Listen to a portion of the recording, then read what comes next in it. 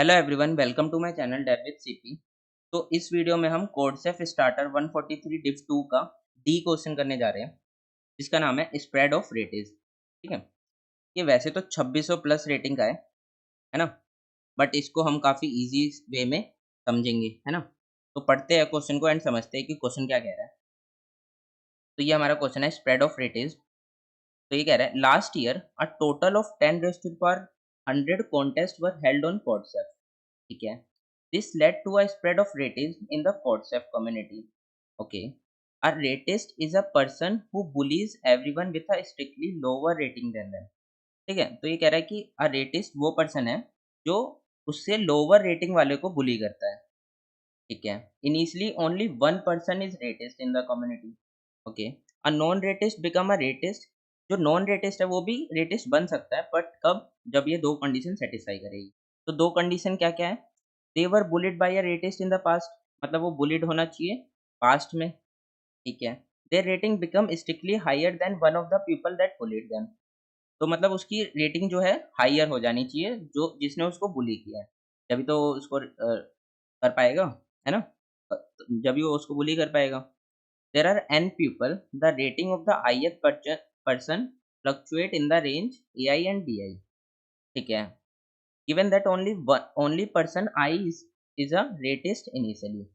तो ये क्या कह रहा है यहाँ पे? देखो, यहाँ पे कह रहा था ना only one person is ratist in the community, तो यही कह रहा है कि इनिशियली जो है ith पर्सन रेटिस्ट होगा। ठीक है, फिर हमें फाइंड क्या करना है? फाइंड करना है maximum number of people who might have been ratist at any point in time. ठीक है, you need to find the answer for every individuals, मतलब हर उसके लिए हमें आंसर निकालना है, मैक्सिमम नंबर ऑफ पीपल निकालने हैं जो रेटिस्ट बन सकते हैं, जो रेटिस्ट होंगे। ठीक है, तो फिर हमें ये इनपुट दिया एंड आउटपुट दिया।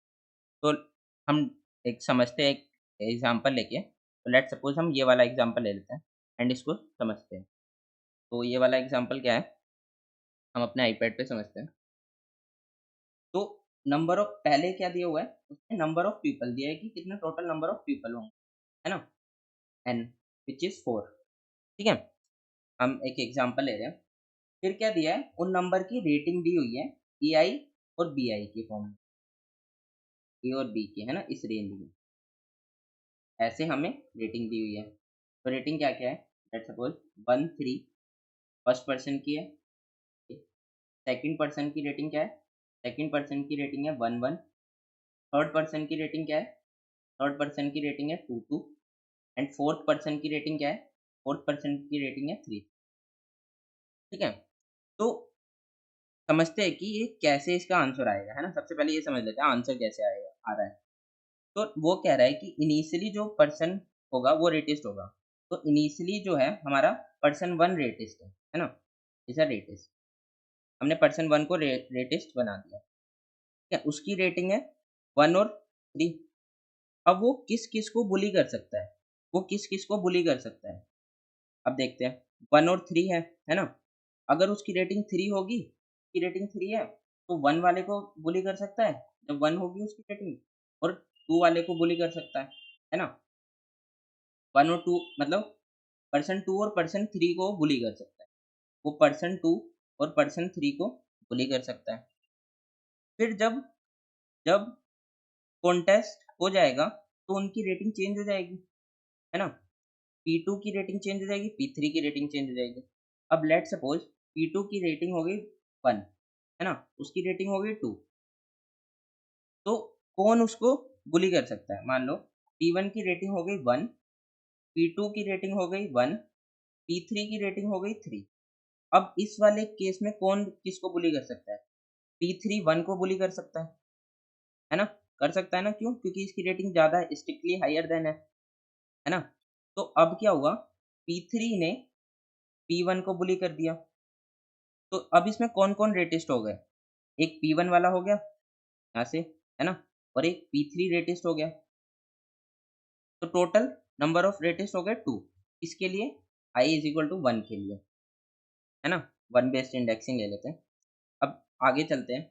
अब लेट्स सपोज हमारा i होता है 2। अब हमने क्या बोला कि P2 जो है वो रेटिस्ट होगा। P2 is a रेटिस्ट। अब इसकी रेटिंग क्या है? 1 और 1। अब ये किस किस को बुली कर सकता है? ये बुली कर सकता है, देख लेते हैं। 1 और 1 है, 1 से कम किसी की रेटिंग है? 1 से कम इस रेंज में कोई भी हो, है ना? उसमें से किसी की कम रेटिंग है? नहीं, किसी की रेटिंग कम नहीं है, तो ये किसी को बुली नहीं कर पाएगा, ठीक है? जब ये किसी को बुली नहीं कर पाएगा, तो आने वाले टाइम में जब फ्यूचर में कॉन्टेस्ट होंगे, तो और कोई भी इसको बुली नहीं करेगा, है ना? यही तो होता है, तो बुरा करते हो तो बुरा ही होता है ना? बैड जोक, ठीक है? चलो कंटिन्यू करते हैं। तो मतलब ये किसी को नहीं कर पाएगा, तो टोटल नंबर ऑफ रेटिस्ट इधर से कितने हो गए? 1, है ना? अब आगे चलते हैं, आगे क्या होगा? I इज़ इक्वल टू 3, मतलब थर्ड P3 इज़ अ रेटिस्ट, है ना? P3 रेटिस्ट, तो P3 किसको बुली कर सकता है? 2 है, वो P2 को बुली कर सकता है एंड P1 को बुली कर सकता है ना? किसको बुली कर सकता है? P2 को और P1 को। कैसे?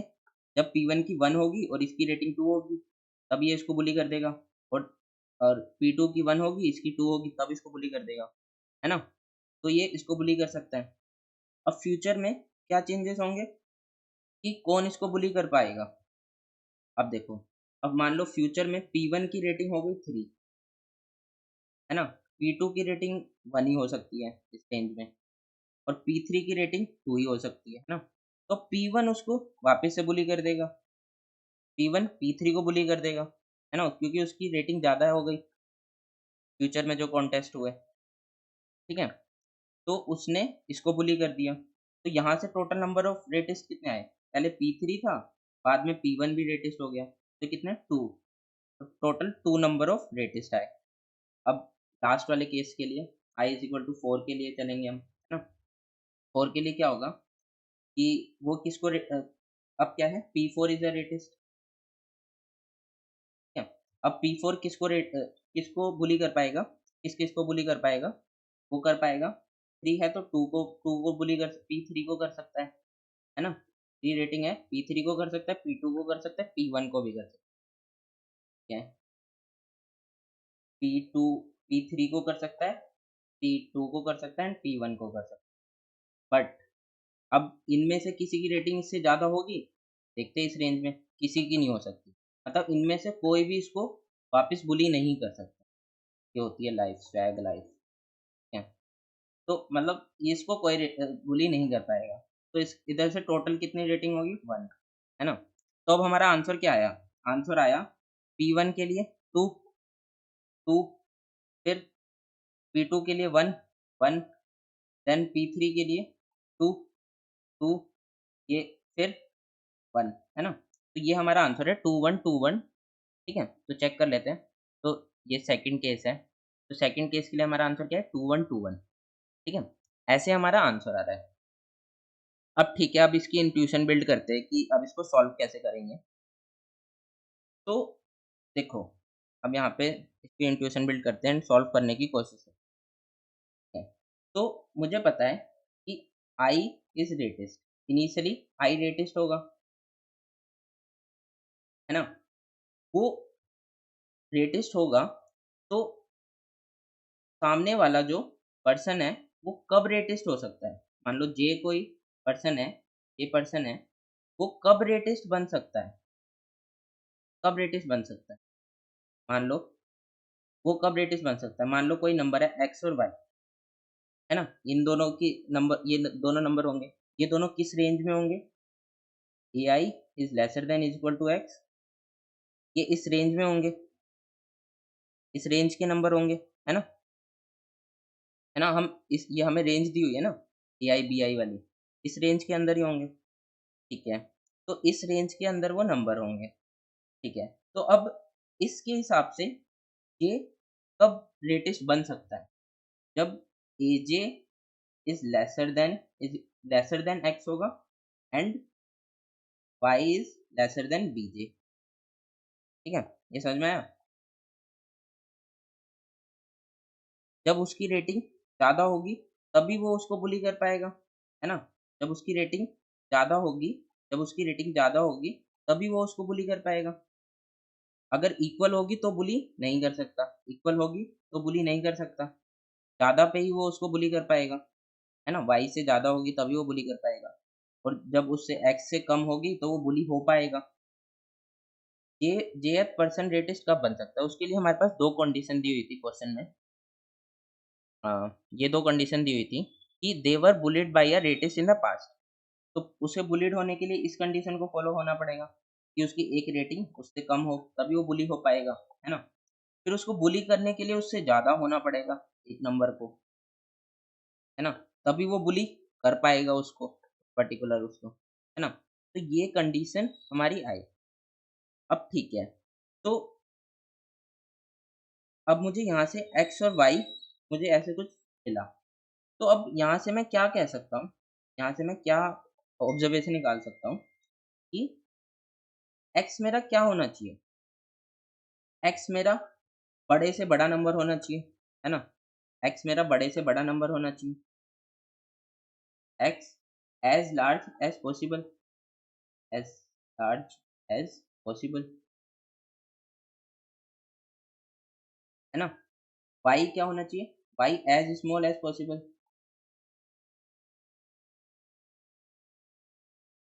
क्यों? क्योंकि अगर ये बड़ा होता है, एक्स बड़ा होता है बड़ा, तो वो उसको बुली करेगा, है ना? बुली करेगा तो उससे नहीं जितना बड़ा हो सकता है, उतने से वो बुली हो जाएगा।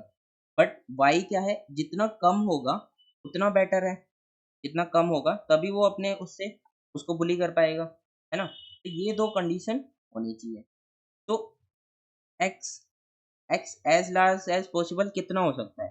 क्योंकि वो कंडीशन इससे बाउंड है, इन दोनों से एक्स और वाई क्या है? दोनों से बाउंड है ना, इन दोनों कंडीशन से एआई और बीआई से बाउंड है। तो एक्स कितना हो सकता है?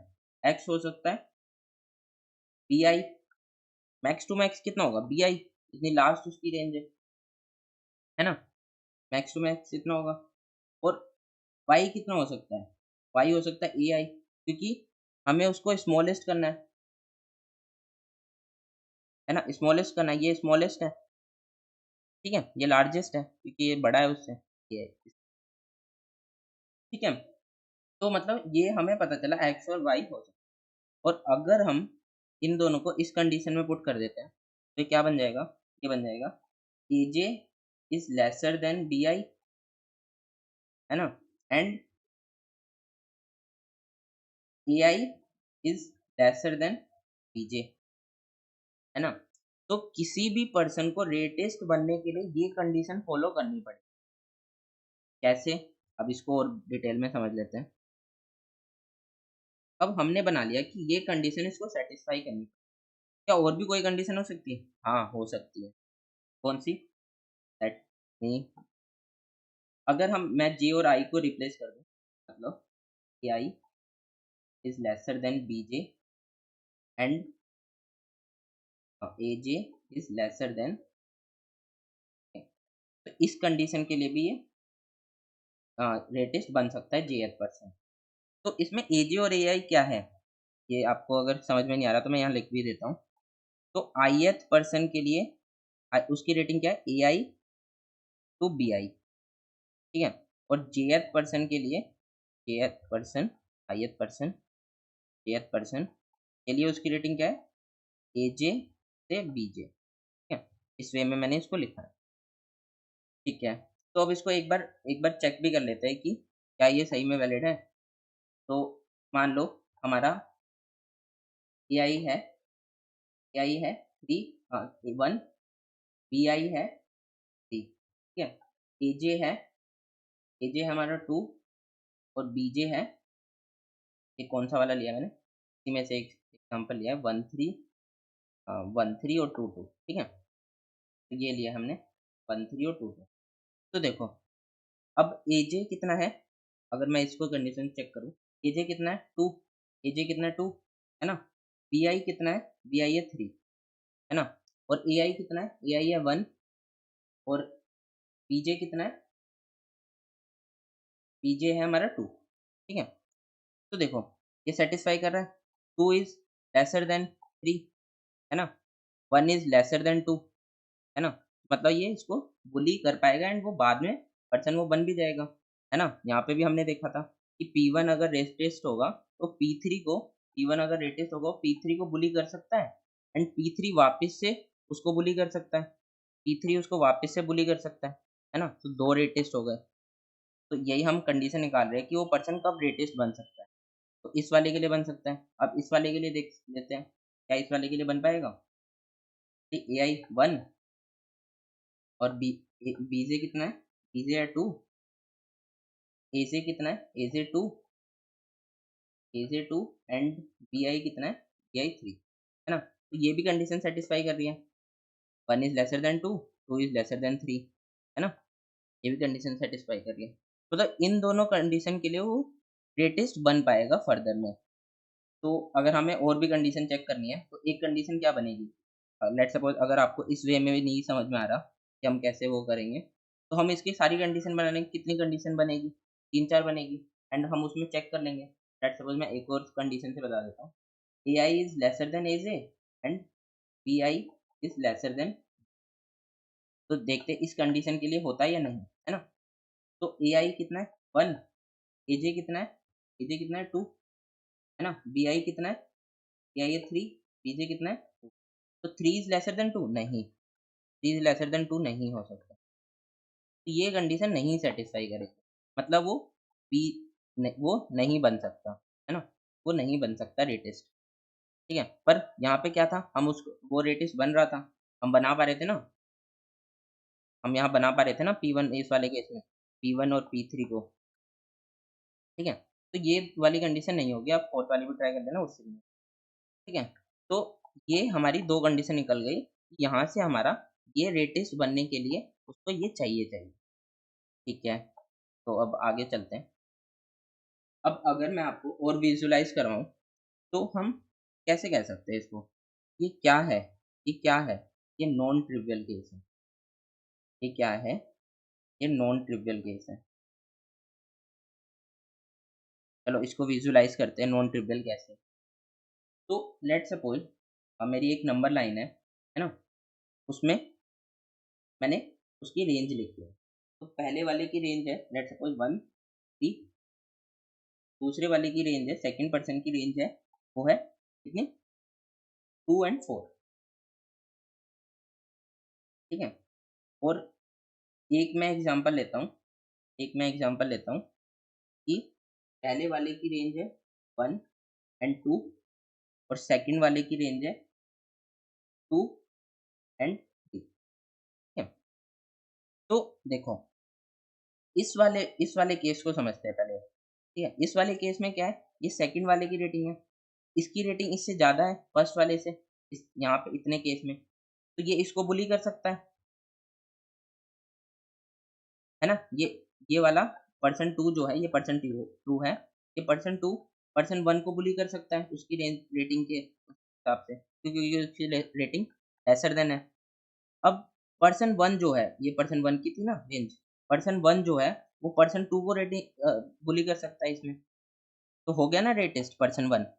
मतलब मैंने क्या बोला कि पहले पर्सन 2 जो है वो पर्सन 1 को बुली कर रहा है, देन पर्सन 1 पर्सन 2 को बुली कर सकता है, तो पर्सन 1 भी रेटेस्ट हो गया, पर्सन 2 भी रेटेस्ट हो गया, है ना? रेटेस्ट हो गया ना? तो इससे हम ये केस क्या है, ये नॉन ट्रिवियल है, मतलब ओवरलैपिंग है ना? जब ओवरलैपिंग होगा, इंटरसेक्शन होगा उनका, तब वो रेटेस्ट बन सकता है ना? नॉन ट्रिवियल यही है, मतलब यही यही इस कंडीशन को बता रहा है कि ये ऐसे होगा, मतलब लेसर देन इंटरसेक्ट करना चाहिए, बट इस वाले केस में नहीं कर सकता। क्यों? क्योंकि उसकी रेटिंग इक्वल है, लेसर देन होगी तभी वो उसको कर पाएगा ना। मान लो यहाँ पे 2 है, पर्सन 2 की, वो उसको तो बुली कर देगा, बट ये पर्सन 1 वाला उसको बुली नहीं कर पाएगा, है ना? पर्सन 1 वाला उसको बुली नहीं कर पाएगा, तो ये केस नहीं होगा, है ना? सिर्फ नॉन ट्रिवियल वाला ही हमें केस फाइंड करना है, ठीक है? तो अभी तक हमारे पास इतना हमें समझ में आ गया कि हमें नॉन ट्रिवियल वाले इंटरसेक्टिंग पॉइंट हमें फाइंड करने हैं। तो अब इसको फाइंड कैसे कर सकते हैं? हमारे पास वेज क्या है इसको फाइंड करने की, है ना? अब हमने अप्रोच तो थोड़ी बहुत बना ली कि हम इस वे में सोच सकते हैं कि हमने ऑब्जर्वेशंस निकाल ली कि हम ये ऑब्जर्वेशन से हम बना सकते हैं। तो बेस क्या होगी इसको सॉल्व करने की, ठीक है।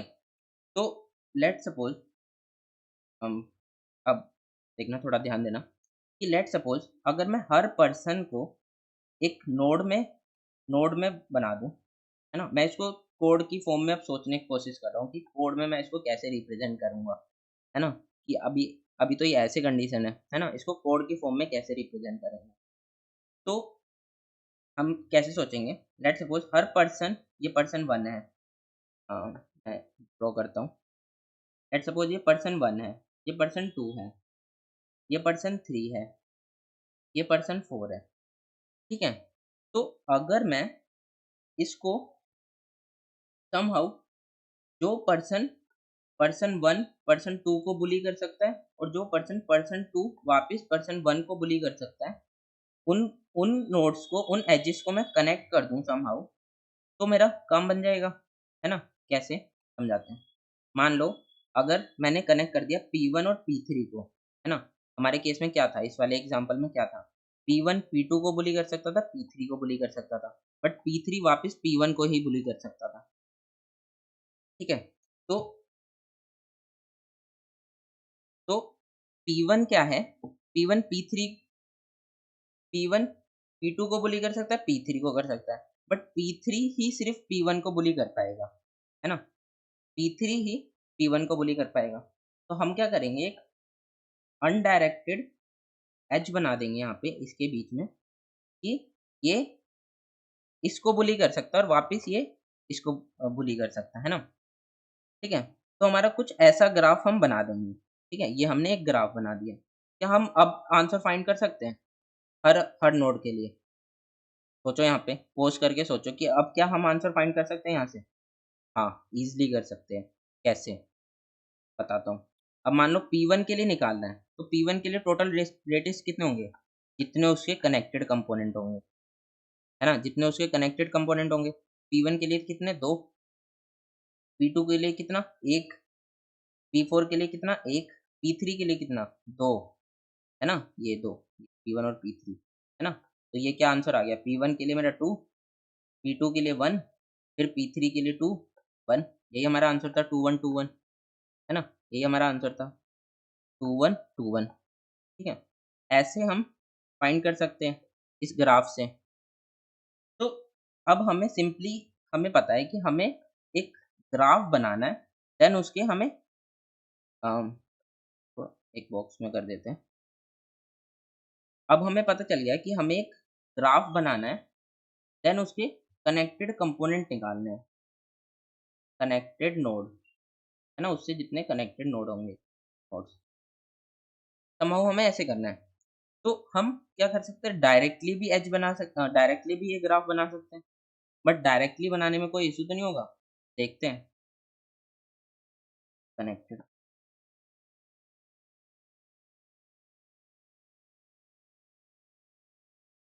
कनेक्टेड, है ना। तो मतलब ये हम समझ गए, हमें ग्राफ बनाना है कनेक्टेड नोड। अब आगे देखते हैं हम कि हम इसको कैसे करेंगे। तो हम क्या है कि डायरेक्टली भी उसका एज बना सकते हैं, है ना। मतलब पूरा ग्राफ बना सकते हैं, डायरेक्टली ग्राफ बना सकते हैं, बट डायरेक्टली ग्राफ बनाने में टोटल नंबर ऑफ एजेस कितनी होगी, नंबर ऑफ एजेस कितनी होगी, नंबर ऑफ एजेस होगी n स्क्वायर, है ना। n स्क्वायर होगी, है ना। तो हमारे लिए ये काफ़ी डिफिकल्ट हो जाएगा n स्क्वायर करने में, है ना। तो लेट्स सी हमारे नोट्स कितने हैं। हमारे नोट्स है 10⁵ है ना। तो ये हमारे आउट ऑफ बाउंड चले जाएंगे, है ना। हम डायरेक्टली उसको एज नहीं बना सकते, डायरेक्टली हम सबके एज नहीं बना सकते हर नोड के लिए, है ना। डायरेक्टली हम नहीं बना सकते, हमें कुछ और सोचना पड़ेगा। अगर हम ऐसे डायरेक्टली बनाएंगे तो पक्का हमें टीएलई दे देगा, ठीक है। तो अब सोचते हैं कि हम डायरेक्टली ना बना के कैसे बनाएंगे। तो देखो, यहाँ से हमने क्या ऑब्जर्वेशन निकाली थी कि ये नॉन ट्रिवियल केस होगा, ये क्या होगा, नॉन ट्रिवियल केस होगा। तो मुझे ऐसे डायरेक्टली बनाने की बजाय अगर मैं सॉर्टेड ऑर्डर में उसको ग्राफ क्रिएट करूं, सॉर्टेड ऑर्डर में मैं अगर ये ग्राफ क्रिएट करूं, तो क्या मैं कर सकता हूँ। हाँ, उसमें क्या है, मेरी टाइम कॉम्प्लेक्सिटी कितनी लगेगी, n लोग हैं। क्यों? क्योंकि मैं सॉर्टेड वे में उसको कर रहा हूँ, है ना, सॉर्टेड वे में कर रहा हूँ, मतलब सॉर्टेड वे में उसको ग्राफ को क्रिएट कर रहा हूँ। सॉर्टेड वे में कैसे कर सकते हैं हम? सेट से कर सकते हैं ना। सेट में क्या होता है, सॉर्टेड वे में स्टोर होता है ना। अनऑर्डर्ड सेट में क्या होता है, अनसॉर्टेड वे में होता है। और ऑर्डर्ड ऑर्डर्ड सेट में क्या होता है, ऑर्डर्ड में रहता है ना। तो सेट का हम इस्तेमाल करके उसको स्टोर करके उस पर ट्रैवल कर सकते हैं। ठीक है, तो अब मुझे समझ में आ गया कि मुझे सिंपली इसको टीएलई को रिड्यूस करने के लिए मुझे क्या करना है, इसको सॉर्टेड वे में इसको सॉर्टेड वे में इसको ग्राफ को फॉर्म करना है। ठीक है, अब देखो, ये हमने ग्राफ फॉर्म किया। अब हमें पता है कि सॉर्टेड वे में करना है, हमें सॉर्टेड वे में एच को कनेक्ट करना है ना। हर वे में सॉर्टेड वे में कनेक्ट करना है, पर कनेक्ट कब करना है, जब वो रेटिस बन सकता है। रेटिस कैसे बन सकता है, इस कंडीशन से बन सकता है, ओवरलैपिंग वाली कंडीशन से बन सकता है ना। तो मुझे यहाँ से क्या समझ में आ रहा है, ये क्या दिख रहा है मुझे, ये सिंपली डिसजॉइंट सेट यूनियन दिख रहा है, DSU, है ना। ये क्या होता है, इसमें हम दो नोड को कनेक्ट करते हैं, है ना, दो नोड को कनेक्ट करते हैं, और फिर क्या है, दो नोड का जो नोड पॉसिबल होते हैं उनको कनेक्ट करते हैं, है ना। एंड देन लास्ट में उसके कंपोनेंट का वो निकाल लेते हैं, साइज निकाल लेते हैं, है ना। डिसजॉइंट सेट यूनियन से हम उसको यूनियन कर सकते हैं।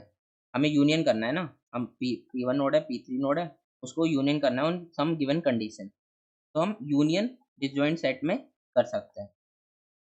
ठीक है, तो अब हमें समझ में आ गया, DSU हमें इम्प्लीमेंट करना है, एंड हमें सिंपली सॉर्टेड वे में उसको सॉर्टेड वे में क्या करना है, उसको ग्राफ को फॉर्म करना है कुछ कंडीशन के साथ। ठीक है, तो अब इसका हम कोड देखते हैं एंड समझते हैं कि हम इसको इम्प्लीमेंट कैसे करेंगे। तो देख लेते हैं। तो यहाँ पे हम इसका कोड देखते हैं थोड़ा ठीक है, तो अब क्या है, ये इसका कोड है। हम कहाँ से स्टार्ट करेंगे, हम मेन वाले फंक्शन से स्टार्ट करते हैं, समझ लो। तो सबसे पहले हमें टेस्ट केसेस लेने हैं, है ना, जितने टेस्ट केसेस है हर टेस्ट केस के लिए वो चलेगा। ठीक है, हर टेस्ट केसेस के लिए हम क्या कर रहे हैं, सॉल्व को कॉल कर रहे हैं। यहाँ पे फॉर लूप में लिख दिया, अब वाइल में भी लिख सकते हैं। कैसे, हाँ, ऐसे वाइल ई माइनस माइनस। ठीक है, ये तो सिंपल है स्टेप। ठीक है, ऐसे भी हम इसको सॉल्व को कॉल करें। ठीक है, हमने उसको कॉल कर दिया सॉल्व को। अब हम अपना सॉल्व फंक्शन देखते हैं।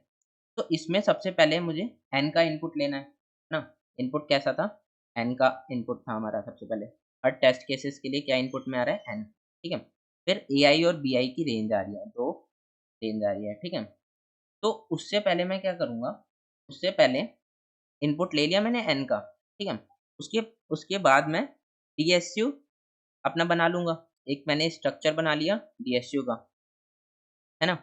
DSU का स्ट्रक्चर बनेगा। तो DSU में क्या-क्या किया, मैं 2 फंक्शन लिखता हूँ। एक तो उसका पैरेंट फाइंड करने के लिए, एक मैं उसका यूनियन करने के लिए, है ना। यूनियन करने के लिए एंड पैरेंट फाइंड करने के लिए। अब इसको समझ लेते हैं कि DSU जल्दी से समझ लेते हैं DSU कैसे वर्क करता है। तो यहाँ पे समझ लेते हैं हम कि DSU कैसे वर्क करता है, DSU। ठीक है, तो इसमें क्या होता है कि मान लो हमारे कुछ नोड्स होते हैं, इनिशियली क्या होते हैं वो ऐसे, वो पेरेंट खुद के पेरेंट्स होते हैं, है ना, खुद के पेरेंट्स होते हैं। ठीक है, फिर हम क्या करते हैं कि लेट सपोज हमसे किसी ने बोला कि यूनियन ऑफ 1,5, हमें करना है यूनियन ऑफ 1,5। तो हम क्या चेक करते हैं कि इसका पेरेंट, 1 का पेरेंट कौन है, 1 का पेरेंट 1 खुद है ना। 5 का पेरेंट कौन है, 5 का पेरेंट 5 खुद है। तो अगर वो खुद है, दोनों के पेरेंट खुद है, तो हम इन दोनों को कंबाइन कर देते हैं, है ना। हमने इन दोनों को कंबाइन कर दिया। तो अब ये कैसा बन गया, हाँ, इसको मैं मिटा देता हूँ एक बार, तो मिटा देता हूँ। अब ये बन गया 5, है ना। अब 1 का पेरेंट, 1 का पेरेंट कौन है, 1 का पेरेंट 1 ही है। बट 5 का पेरेंट कौन हो गया, 5 का पेरेंट हो गया 1, है ना। 5 का पेरेंट कौन हो गया 1, यहाँ से 1, है ना। फिर मान लो कोई 2 नोड आया, 3 नोड, ये खुद के पेरेंट है ना। अब मान लो वो कहता है कि मुझे दूसरा दूसरा ऑपरेशन होता है कि यूनियन ऑफ मुझे 2, 5 कर दो। अब मैं चेक करूंगा 5 का पेरेंट कौन है, 5 का पेरेंट 1 है ना। 2 का पेरेंट कौन है, 2 का पेरेंट 2 ही है ना। तो दोनों के पेरेंट डिफरेंट है, तो मतलब मैं उसको यूनियन कर सकता हूँ। तो मैंने 2 को भी यूनियन कर दिया, 2 को भी यूनियन कर दिया है ना। तो यूनियन करने से क्या हुआ कि 2 का पेरेंट कौन हो गया, 5। और अगर हमें इसको और ऑप्टिमाइज करना होता है तो हम डायरेक्ट 2 का पेरेंट को 1 बना देते हैं। क्यों? क्योंकि हमें पता है 2 का पेरेंट 5 है, 5 का पेरेंट 1 है ना। तो अल्टीमेटली 2 का पेरेंट 1 भी होगा, है ना। हम ये पाथ ऑप्टिमाइजेशन कर सकते हैं, ठीक है। इतना हम पाथ ऑप्टिमाइजेशन कर सकते हैं यूनियन वाले उसे पेरेंट बनाने में, ठीक है। एंड देन लास्ट में मान लो बस हमें इतना ही कहा और लास्ट में बोला कि हमें टोटल नंबर ऑफ कंपोनेंट बताने हैं। तो हम टोटल कंपोनेंट ऑफ ग्राफ बता सकते हैं कि एक एक कंपोनेंट ये है, एक कंपोनेंट ये है, एक कंपोनेंट ये है, ठीक है। समहाउ ऐसे डीएसयू वर्क करता है, ठीक है। तो अब कोड में देख लेते हैं। तो उसमें क्या है कि हम एक रूट रखते हैं, एक साइज का एरे वेक्टर रख लेते हैं, है ना। रूट में क्या स्टोर होगा एंड साइज में क्या स्टोर होगा देखते हैं। रूट में क्या स्टोर होगा, उसके पेरेंट्स का, है ना। एंड उसमें हम साइज रख लेते हैं। जैसे हमने पेरेंट्स वाला समझा ना, ऐसे ही उसका साइज रख लो कि उसका साइज कितना बन गया। मतलब अब इसका साइज इनिशियली कितना था, 1 था। इसका साइज कितना है, 1 है। अब इसका साइज टोटल कितना साइज हो गया, 3, है ना। हम 2 वेज में कर सकते हैं। एक पेरेंट से कर सकते हैं, एक हम कर सकते हैं साइज से, है ना। तो इस वाले में हमने साइज से इम्प्लीमेंट किया है। तो अब क्या होगा, इनिशियली मैंने इनिशियलाइज़ कर दिया, इतने नोड्स होंगे और यहाँ पे मैंने क्या है, पेरेंट इटसेल्फ। जो हमने था ना इनिशियली क्या होगा, सब खुद के पेरेंट्स होंगे, वो यहाँ पे हो रहा है, ठीक है। फिर ये क्या है, फाइंड करने के लिए, ठीक है, कि उसका पेरेंट कौन है ना, उसका पेरेंट फाइंड करने के लिए। जैसे हम फाइंड कर रहे थे ना कि 1 1 किसका पेरेंट है, 1 का 1 पेरेंट है, 5 किसका पेरेंट है, 5 का पेरेंट कौन है, 1 है, फाइंड का पेरेंट, है ना। 3 का पेरेंट कौन है, 3 खुद है। तो ऐसे हम उसको फाइंड कर सकते हैं, है ना। और हमने ये root is equal root x ऐसे क्यों लिखा है, ये है हमारा पाथ ऑप्टिमाइजेशन, जो मैं बता रहा था ना कि अल्टीमेटली हम इसको हम पेरेंट बना देंगे, है ना। देन इसको पेरेंट बना दिया एंड जब हम यूनियन करेंगे तो उसका साइज़ के हिसाब से यूनियन करेंगे, ठीक है, पेरेंट के हिसाब से नहीं, ठीक है, साइज़ के हिसाब से।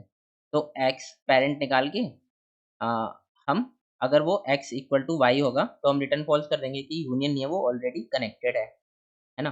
तो अगर मेरे से कोई पूछता है कि क्या क्या 1 और 5 कनेक्टेड है, मैं उसके पेरेंट निकाल के बता सकता हूँ कि 1 का पेरेंट कौन है, 1, 5 का पेरेंट कौन है, 1। हाँ, दोनों इक्वल है तो मतलब दोनों कनेक्टेड है ना। ऐसे मैं निकाल सकता हूँ। फिर मैंने क्या किया, दोनों का साइज़ कंपेयर कर लिया। अगर साइज़ ज़्यादा है तो उसको मैंने उसमें असाइन कर दिया, है ना, और रिटर्न ट्रू कर दिया कि हाँ, वो बन गया, ठीक है। एंड उसको मैंने यहाँ पे कनेक्ट कर दिया, ठीक है। तो ये हो गया डीएसयू, सिंपल सा। हमने डीएसयू को इनिशियलाइज़ कर लिया यहाँ पे। फिर हमने क्या किया, एक सेट लिया। सेट क्यों लिया? क्योंकि हमें ऑर्डर्ड वे में उसको स्टोर करना था, है ना। और एक वेक्टर ऑफ पेयर वेक लिया, ठीक है। फिर हम क्या कर रहे हैं, हर n के लिए हमें आंसर कैसे रिटर्न करना था, हर i के लिए रिटर्न करना था, इंडिविजुअल्स i के लिए, है ना। फिर हमने a b इनपुट में ले लिया। फिर हम क्या कर रहे हैं यहाँ पे, तो मैं थोड़ा ऐसे लिख लेता हूँ,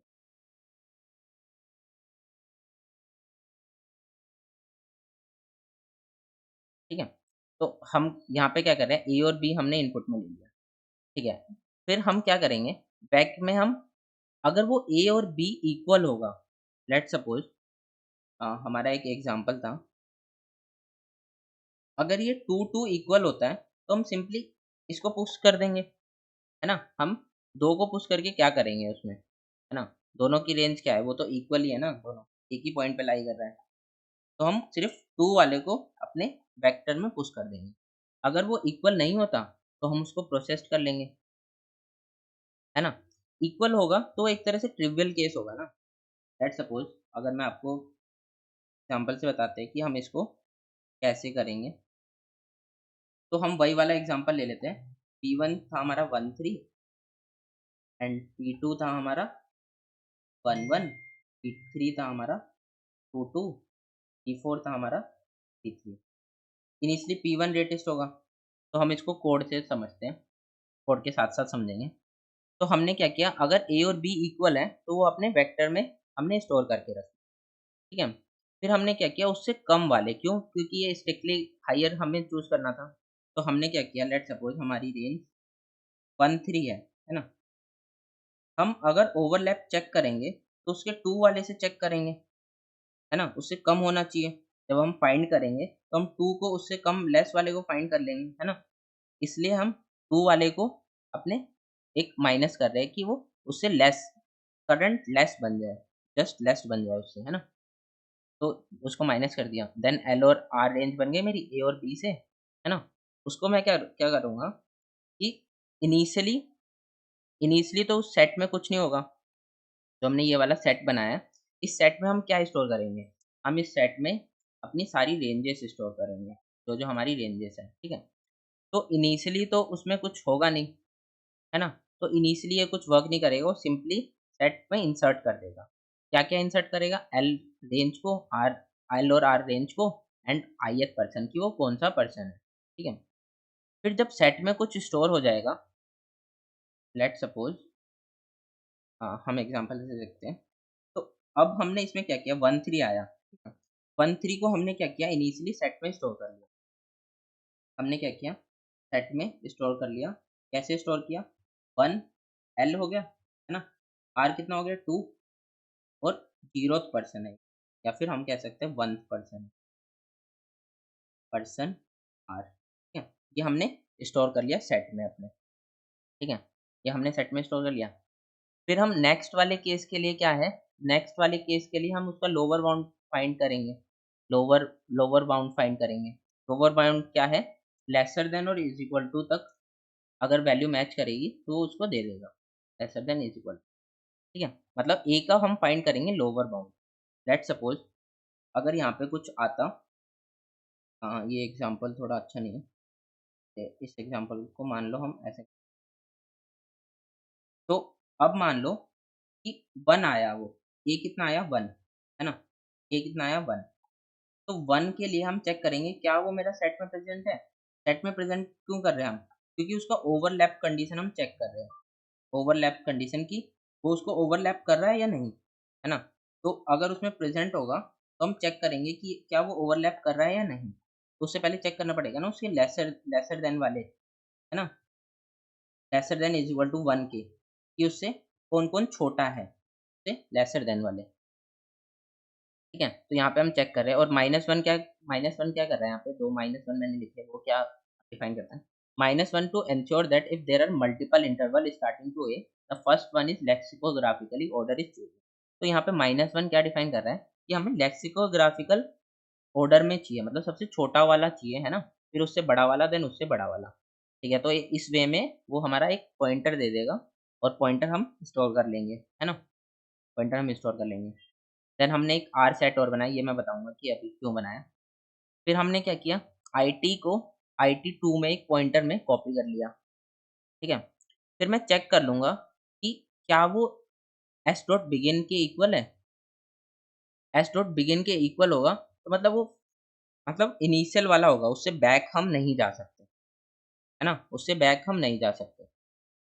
तो हमें बैक क्यों जाना है? If there is an interval in S that end at or after A but start before A, है ना? तो मैं क्या कह रहा हूँ, ये क्या हमें बैक क्यों जाना है? मान लो कोई ऐसी कंडीशन होती है हमारी कि एक इंटरवल है 1 2 और एक इंटरवल स्टार्ट हो रहा है, लेट्स सपोज 1 नहीं, लेट्स सपोज एक इंटरवल है 3 एंड 4। अब एक इंटरवल आया जो पहले से स्टार्ट होके 1 से स्टार्ट होके 2 तक जा रहा है ना? तो ये भी तो ओवरलैप है, ये भी तो ओवरलैप कर रहा है ना? ये वही तो रेटिस्ट हो सकता है। कैसे पता? इस वाले से पता है हमें, यहाँ से पता है हमें, है ना? तो ये भी तो ओवरलैप कर सकता है, ये भी तो रेटिस्ट हो सकता है। इस वाली कंडीशन को हम कैसे चेक करेंगे? अब लेट्स सपोज़ 3 के लिए मैंने फाइंड किया, 3 के लिए वो lesser than is equal to दे देगा, उसने 2 दे दिया हमें, है ना? हाँ, लेट्स सपोज़ 3 के लिए फाइंड किया, हमने वो 3 वाले के लिए दे देगा।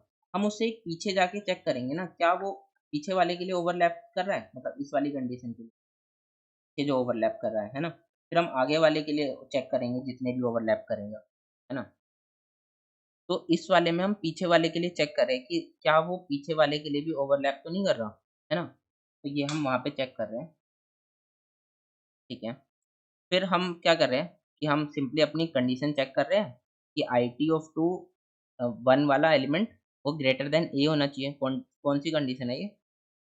ये वाली जो हमने ड्राइव करी थी ना, ये वाली कंडीशन चेक कर रहे हैं। अगर ये कंडीशन सैटिस्फाई करती है तो हम यूनियन कर देंगे उन नोड्स को, जो हमारे नोड्स थे, तो यूनियन कर देंगे, यूनियन कर दिया एंड हम L और R रेंज को आगे के लिए अपडेट कर देंगे, है ना? मतलब अपडेट कर देंगे, है ना? L और R को कि वो आगे के लिए बढ़ जाएगा। मतलब जैसे अ, जैसे ये 1, 3, 2, 4 था ना, इसको हम मर्ज करके अपडेट कर देंगे कि आगे की रेंज 3, 4 हो जाएगी, है ना? 1, 2 1, 2 ना होके 1, 2 को मर्ज कर इसके साथ मर्ज करके आगे के लिए हम L 3 R 4 हो जाएगा, जो आगे के लिए होगा, है ना? उसके लिए हम अपडेट कर देंगे। हाँ, 2 और 4 हो जाएगा, 1 और 3 ना करके 2 और 4, है ना? 2 और 4 हो जाएगी ना रेंज आगे के लिए। यही हम यहाँ पे कर रहे हैं कि L मिनिमम उसमें से जो मिनिमम होगा, मतलब 1 और 3 में से जो मिनिमम होगा, अम, है ना? 1 और 3 में से जो मिनिमम होगा और 2, 4 में से जो मैक्सिमम होगा, मतलब ये वाली रेंज हो जाएगी हमारी, 1 और 4, है ना? तो हमने ये मर्ज करके इसको ऐसे रेंज बना, ठीक है? फिर हम R में इंसर्ट कर रहे हैं। ये R में क्यों इंसर्ट कर रहे हैं? क्यों ये हम क्या इंसर्ट कर रहे हैं इसमें? इसमें हम एक रेंज अपडेट कर रहे हैं जो हमने मर्ज कर दी, है ना? जो हमने मर्ज कर दी उसको हम अपने R में पुट कर रहे हैं ताकि हम उसको बाद में रिमूव कर पाएँ। इसलिए मैंने ये सेट ऑफ एरे लिया था 3 साइज़ का कि हम बाद में उसको रिमूव कर पाएँगे, ठीक है? एंड देन सिमिलरली हम यहाँ पे भी यही कर रहे हैं एंड के लिए जितने भी आगे के लिए वैल्यूज़ होगी व्हाइल लूप चला के जितने भी आइटरेटर होंगे उससे उन सबको हम मर्ज कर देंगे, है ना? मर्ज करने के बाद क्या करेंगे हम जो भी हमारे आर में स्टोर था, जो हमारा मर्ज हो चुका उसको हम इरेज़ कर देंगे और सेट में इंसर्ट कर देंगे, ठीक है? ठीक है, ये इतना हो गया। फिर क्या करेंगे हम ये एक वेक्टर बनाएँगे, तो ये बनाएँगे हम 2 2 इंटू n प्लस 1 साइज़ का। क्यों? क्योंकि इतने हमें एलिमेंट दिए हुए हैं, 2n दिए हैं ना, इसलिए हमने 2n प्लस 1 एक एक्स्ट्रा साइज़ का हमने वेक्टर बना लिया, उसमें -1 इनिशियली असाइन कर दिया, ठीक है? फिर हम इस वाले में इसमें क्या अपडेट कर रहे हैं? इसमें अपडेट कर रहे हैं हम कि वो कौन-कौन सा होगा, ठीक है? मतलब किस-किस को हमने अपडेट कर दिया। मतलब लेट्स सपोज़ मैं अगर एग्ज़ाम्पल से समझाऊँ, तो लेट्स सपोज़ कि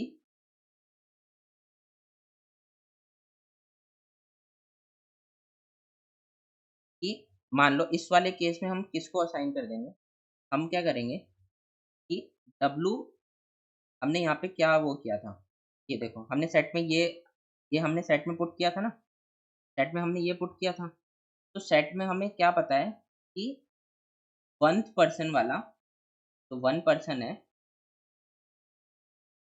वो कनेक्टेड है ना?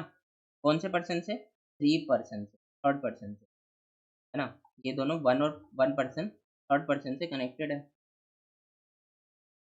ना? तो ये हम यहाँ पे उसको डाल देंगे कि वो उससे कनेक्टेड है ना? फिर हम उसको जो बचे हुए होंगे उसको हम कनेक्ट कर देंगे। तो जैसे अगर हम इस वाले केस में समझें, तो इस वाले केस में क्या था, P1 था, P2 था, 3 था, P1 और P4 था, है ना?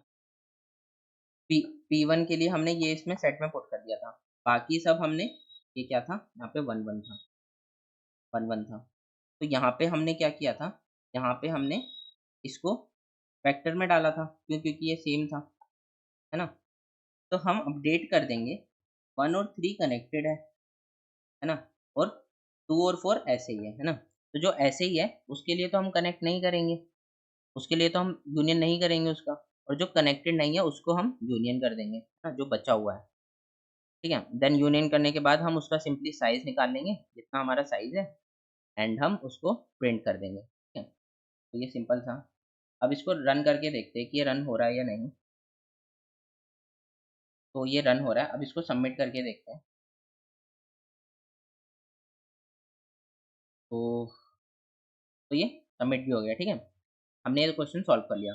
बट अगर आपको ये कोड नहीं समझ में आया, फर्स्ट टाइम में हो सकता है कि ये कोड ना समझ में आया हो, है ना। ये कोड थोड़ा टफ होता है फर्स्ट टाइम में समझना। तो उसमें उस केस में क्या कर सकते हो आप, कोई भी एक एग्जांपल लेना, मान लो ये वाला एग्जांपल लिया, इसको पूरे को ड्राई रन करना, कंप्लीट को, है ना।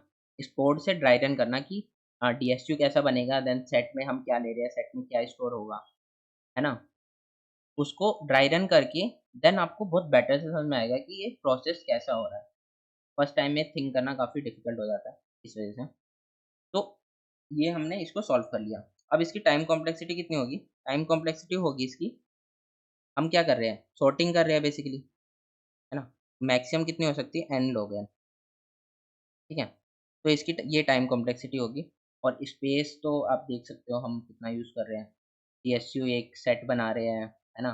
उसमें वेक्टर ऑफ रूट है, साइज है, ठीक है। एक ग्राफ बना रहे हैं, देन हम एक सेट ले रहे हैं, देन एक वेक्टर ले रहे हैं, ठीक है। तो स्पेस इतना मैटर नहीं करता, ठीक है। मेमोरी लिमिट हमारी कितनी है, 1.5 GB, और टाइम कितना है, 1 सेकेंड, ठीक है। तो हमने ये सॉल्व कर लिया।